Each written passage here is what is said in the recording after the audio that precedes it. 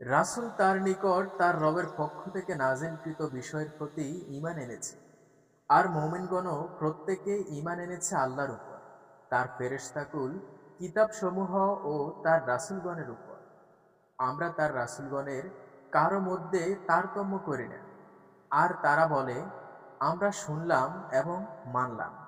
হে আমাদের রব, আমরা আপনারই ক্ষমা প্রার্থনা করি, আর আপনার দিকেই প্রত্যাবর্তন স্থল। সূরা বাকারা আয়াত ২৮৫।